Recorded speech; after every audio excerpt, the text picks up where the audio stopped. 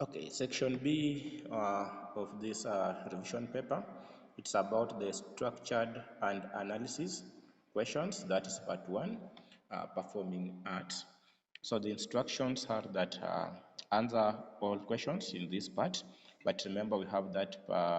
So the questions that the learner is supposed to answer all of them is this part of performing arts.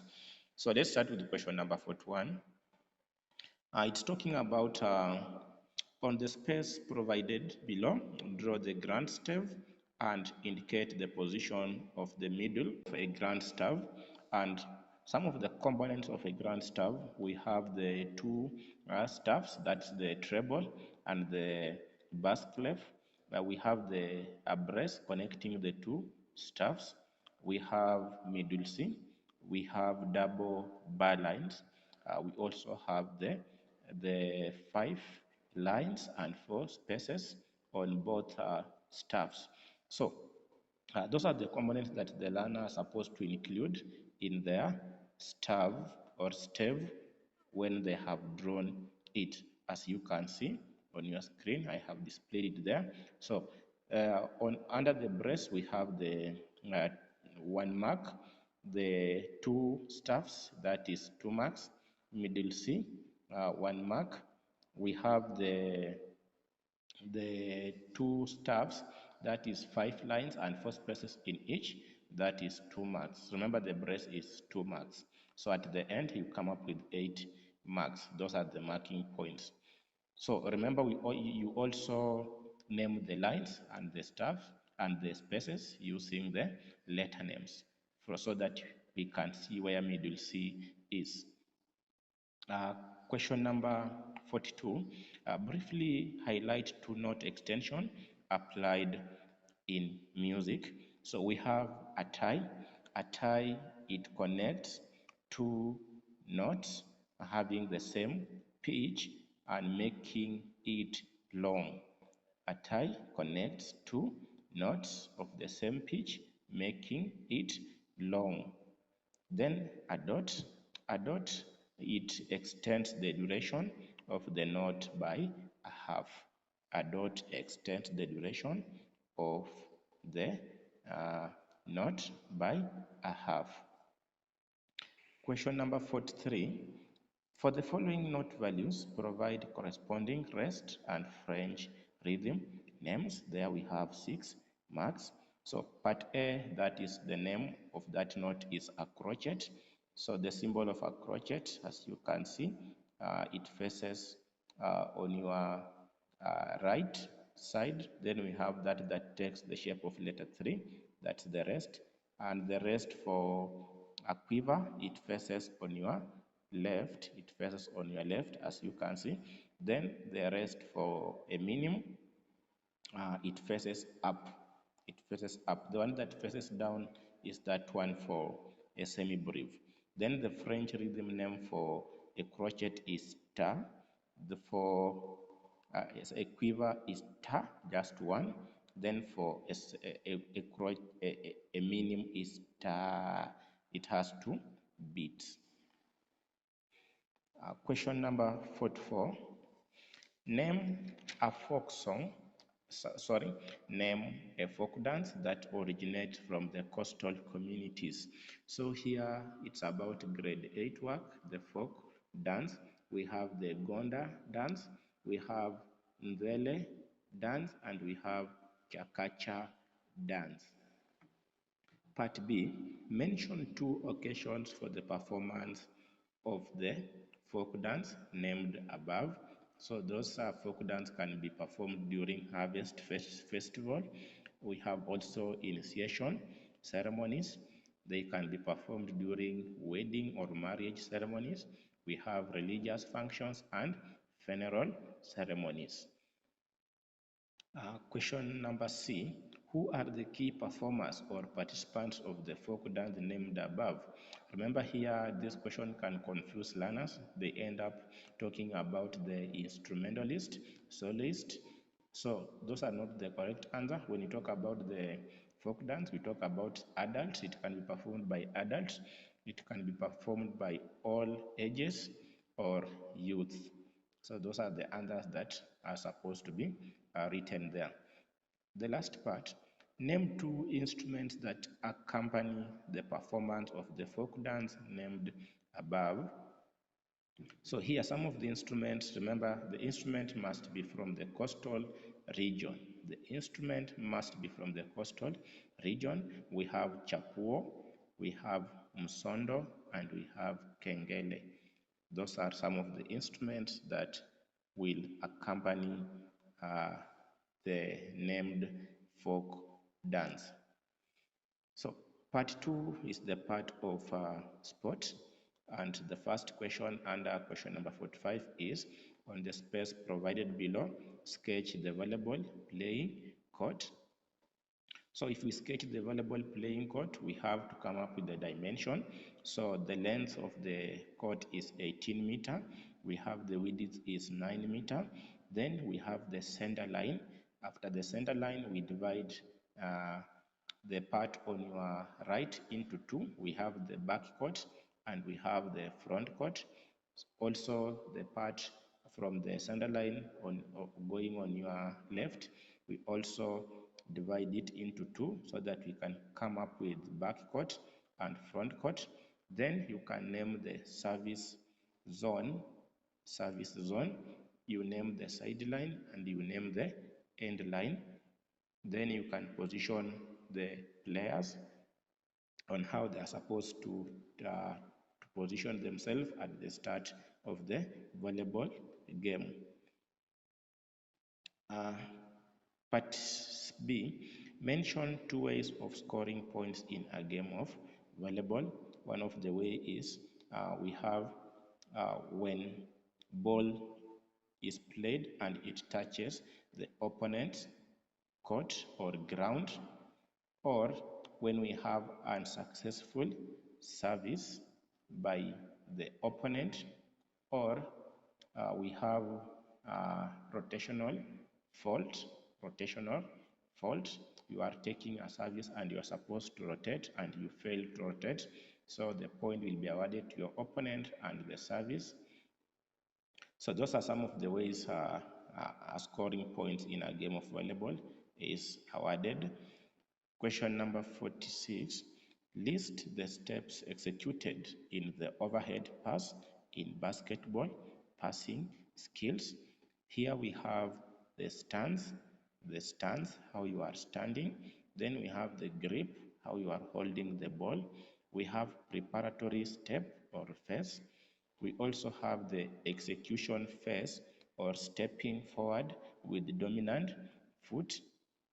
Then we have the follow-through phase, So those are the steps executed in the overhead pass in basketball passing skills. Question number 47. Imagine that you are going to participate in the athletic competition, long distance races. Mention two preparation strategies you would engage in. So under this one, we have the high nutrition strategies, we have the warm-up exercises, and we have the hydration exercises. But remember, in grade 9, when we're talking about long distance races, the strategies that we focus on is the endurance strategies, where we have the striding, breathing, we have the pacing, and we have the arm action. Question number 48.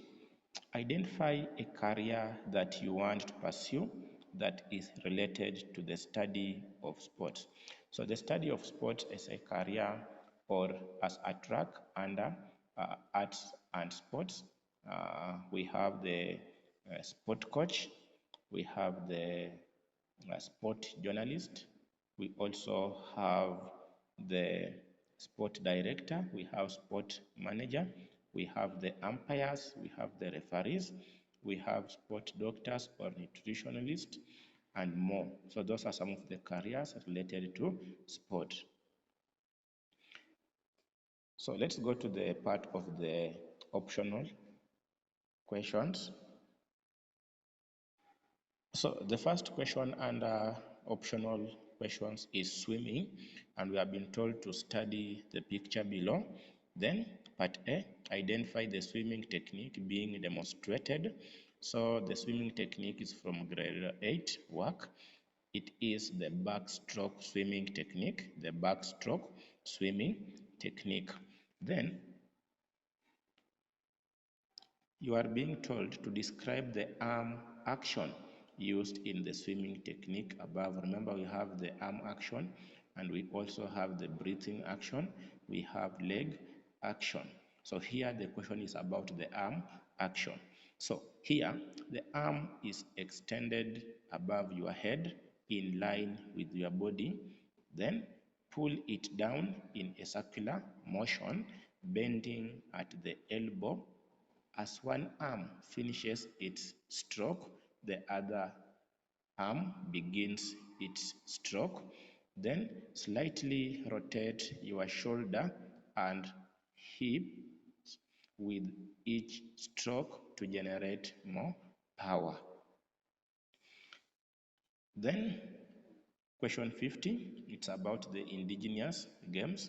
So it's about identify an indigenous rope game that originates from your community. So this is grade 7 work.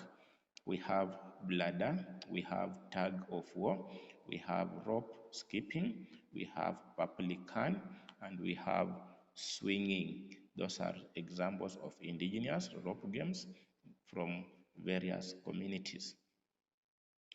Part B, state the steps executed when playing the rope game above. So there it depends with the response the learner has written. So how is she or he going to explain how the game is played? Part C, how is a winner arrived at in the game identified above? So if the game was tug of war, a winner is arrived at by pulling opponents across the marked line. You pull your opponent across the marked line. And if it was a game of bladder, a winner is one who jumps the highest level. The winner is one who jumps the highest level. Uh, Part 3, that's the part of visual art. It's about study the following image and use it to answer the questions that come after. So as you can study the image there, part A, it's about identify the mounting technique applied on the artwork above.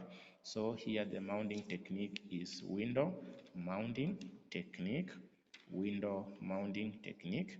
Then what type of artwork is this? As you see, the artwork is about drawing artwork. So it is still life composition. Still life composition. That is the artwork. Still life composition.